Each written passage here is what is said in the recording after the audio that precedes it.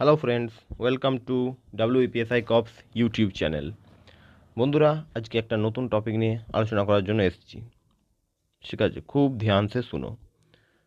আগামী 30শে নভেম্বর হবে WEPর এক্সাম।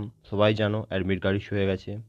তো এই সময় কিছু লোক বা ব্যক্তি, যাই হোক, ভিডিও বানাচ্ছে যে 22 তারিখে মাঠ হবে, তোমরা মাঠে যাও, মাঠ প্র্যাকটিস করো, মাঠে ধ্যান দাও, পরীক্ষাটা পাস করেই যাবে।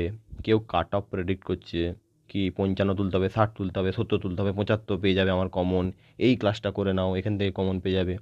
তো আমি তোমাদের একটা কথা বলার জন্যই লাইভে এসছি, ভিডিও বানাচ্ছি যে বন্ধুরা, এই সব প্রপাগান্ডা থেকে দূরে থাকো।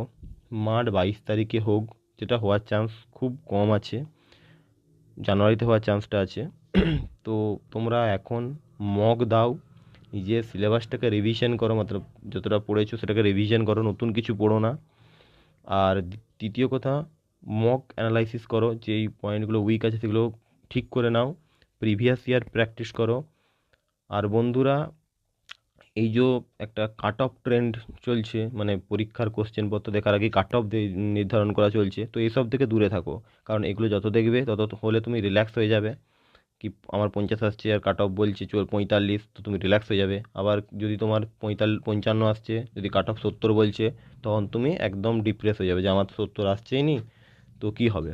যতক্ষণ না এক্সাম হচ্ছে, কোশ্চেন আসছে, অ্যাপিয়ারিং স্টুডেন্ট দেখা যাচ্ছে, ততক্ষণ পর্যন্ত কাট অফ প্রেডিক্ট করা সম্ভব নয়।